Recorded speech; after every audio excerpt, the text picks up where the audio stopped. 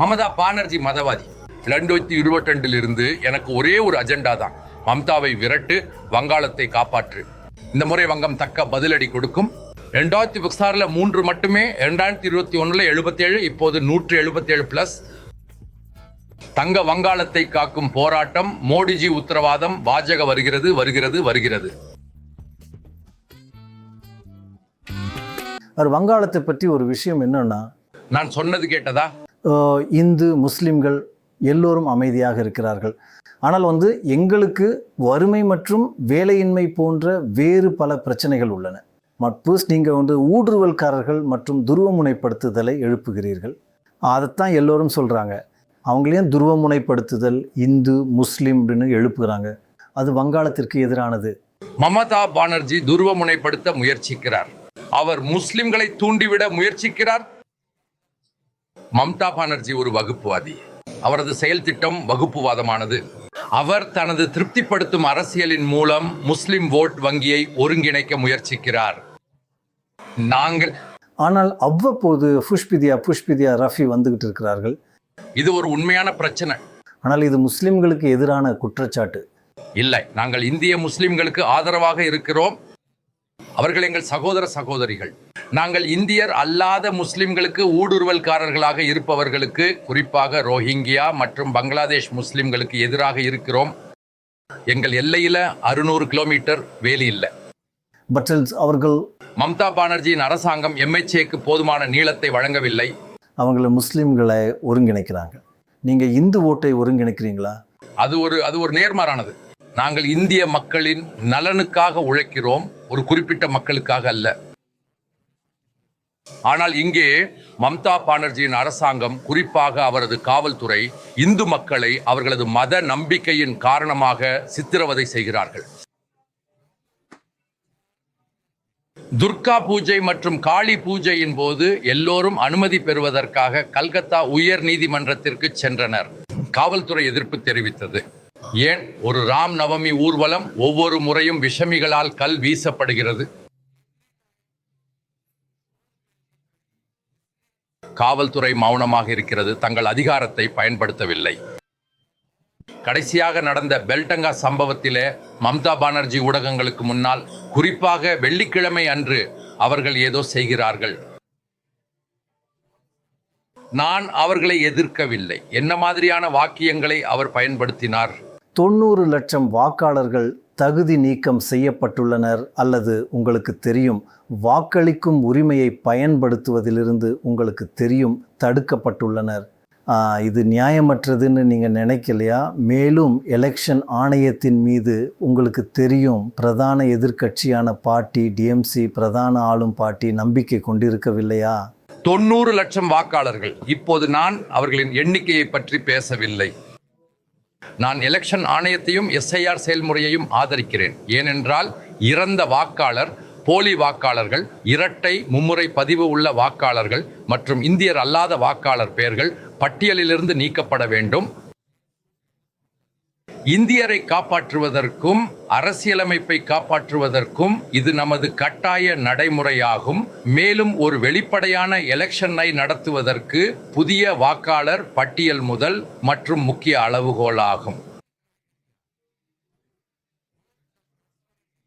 ஊடுருவல்காரர்கள் டிஎம்சியை ஆதரிக்கிறதாக நீங்கள் குற்றம் சாட்டுகிறீர்கள். ஆனால் மம்தாஜி நீங்கள் ஒரு ஊடுருவல்காரர் பார்ட்டின்னு சொல்லுகிறார். ஒரு எலெக்ஷன் இருக்கும்போது மட்டுமே நீங்கள் வங்காளத்திற்கு வருகிறீர்கள். இல்லையெனில் நீங்கள் வங்காளத்தை சேராத ஒரு இந்து பார்ட்டி. இது ஒரு மிகவும் குறுகிய அரசியல், மதவாத அரசியல். மம்தா பானர்ஜி எப்போதும் சனாதனிகளை மொழியின் பெயரால், சாதியின் பெயரால் பிரிக்க முயற்சிக்கிறார்.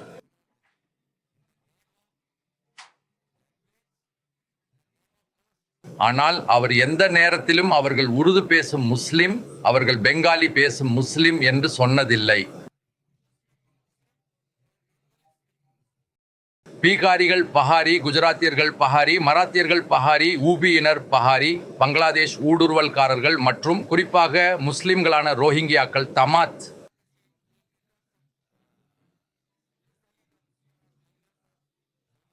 இந்த முறை வங்காளம் தக்க பதிலடி கொடுக்கும். நான் உங்களிடம் கேட்க விரும்புவது வலுவான கொள்கைகளில் ஒன்று, நாங்கள் வங்காளத்தின் எக்கானமியை மேம்படுத்துவோம் என்பது. அவர் தோல்வியடைந்து விட்டார், உள்கட்டமைப்பு மோசமாக உள்ளது போன்றவை. ஆனால் பிரச்சனை என்னவென்றால், ஆய்வாளர்கள் சொல்வது பாஜக ஆளும் ஒவ்வொரு மாநிலத்திலும் பீகார் முதல் UP, சத்தீஸ்கர், மத்திய பிரதேசம், ஜார்க்கண்ட், ராஜஸ்தான் வரை அவை அனைத்திலும் வருமானம் வங்காளத்தை விட குறைவாக உள்ளது. இந்த மாநிலங்கள் அனைத்திலும் உங்கள் இரட்டை என்ஜின் வேலை செய்யாத போது நீங்கள் எப்படி வங்காளத்தை மேம்படுத்தப் போகிறீர்கள்? சீராக திருப்திகரமாக வேலை செய்கிறது. அவர்களின் வங்காள வருமானம் குறைவாக உள்ளது. உங்கள் கோட்பாட்டை நான் ஏற்றுக்கொள்ளவில்லை. இங்கே வங்காளத்தில் தோராயமாக 1 கோடி புலம்பெயர் தொழிலாளர்கள். அவர்கள் மகாராஷ்டிரா, குஜராத், ஒடிசா மற்றும் பிற பாஜக மற்றும் இந்தியா ஆளும் மாநிலங்களில் வேலை செய்கிறார்கள். அவர்கள் அங்கே சம்பாதித்து இங்கே பணம் அனுப்புகிறார்கள். இல்லை, நான் உங்களுடைய அரசாங்கத்தின் புள்ளி விவரங்களை தருகிறேன். இல்லை, நான் அவர்களின் புள்ளி விவரத்திற்கு போகவில்லை. நான் காணும் என் கான்ஸ்டிடியூவன்சி நந்திகிராமில் நான் உணரும் கள யதார்த்தத்தின் அடிப்படையில் பேசுகிறேன். அங்கு 30,000 புலம்பெயர்ந்த தொழிலாளர்கள், மகாராஷ்டிராவில் 7,000, ஒடிசாவில் 2,000, குஜராத்தில் 4,000 பேர் உள்ளனர். அவர்கள் அங்கே சம்பாதித்து இங்கே பணம் அனுப்புகிறார்கள். 2 கோடியே 15 லட்சம் வேலையில்லாத இளைஞர்கள். மம்தா பானர்ஜி 51 வேலைவாய்ப்பு அலுவலகங்களை மூடினார். அவரது ஆட்சி காலத்தில் டாடா உட்பட 6,888 தொழிற்சாலைகள் வங்காளத்தை விட்டு வெளியேறின. இது ஒரு பேரழிவு. நீங்கள் தயவு செய்து ஒரு அரசு பள்ளிக்கு செல்லுங்கள். ஒரு ஆசிரியர், 2 ஆசிரியர் இல்லாத பள்ளிகள் இயங்குகின்றன. 90,000 கல்வி நிறுவனங்கள் மூடப்பட்டன. உங்கள் அரசாங்கத்தின் புள்ளி விவரங்கள் தவறானவை. உங்கள் அரசாங்கத்தின் புள்ளி விவரங்கள் இல்லை, நான் எந்த கருத்தும் சொல்லல. இந்தியராக இருக்கிற ஒவ்வொரு நபருக்கும் ஓட் செய்ய அனுமதிக்கப்பட வேண்டும் இல்லையா? இது நீங்கள் மறந்த ஒரு SIRன்னு செய்ய விரும்பினால் நான் அதை ஒப்புக்கொள்கிறேன். கடந்த பொது எலெக்ஷனுக்கு அது ஏன் அனுமதிக்கப்படவில்லை? அதனால் உங்களுக்கு இந்த கடைசி நிமிட வேலை இருக்காது. எனக்கு SIRல எந்த பிரச்சனையும் இல்லை. நம்ம சரியாக இருக்கிறோம் என்று நான் நினைக்கிறேன். குடிமக்கள் மட்டுமே ஆதரிக்கிறார்கள்.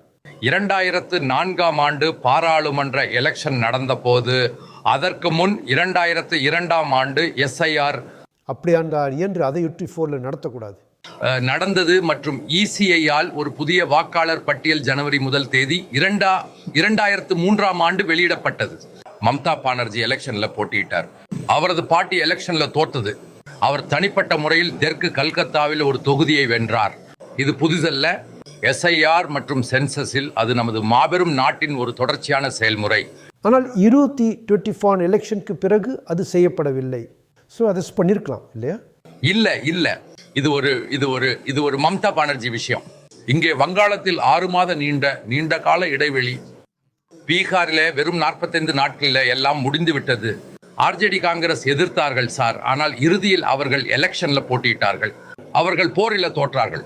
2019 பாருங்கள், பாணிஹாட்டியில் ஆர்கிக்கின் மரணத்தில் பாதிக்கப்பட்டவரின் தாய், அவர் பாஜகவிலிருந்து தேர்தலில் போட்டியிட்டார்.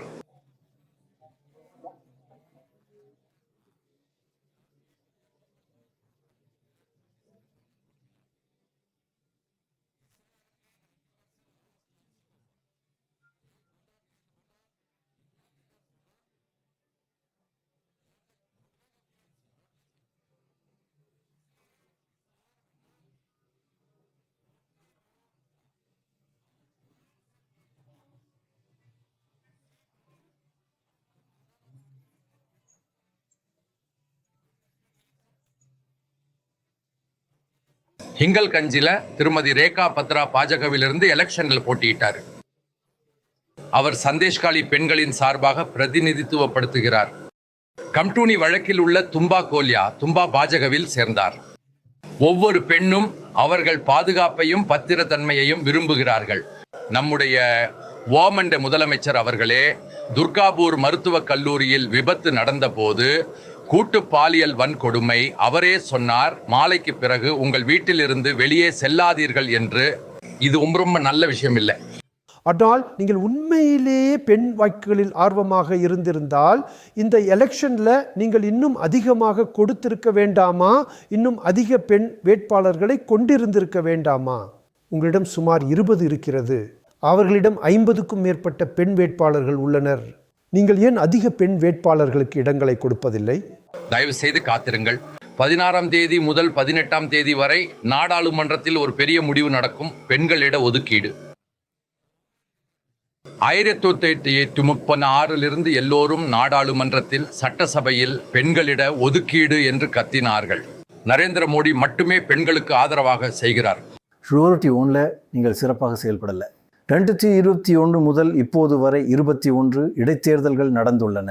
நீங்கள் அந்த 21 இடைத்தேர்தல்களிலும் தோற்றுவிட்டீர்கள். இங்கே ஏன்?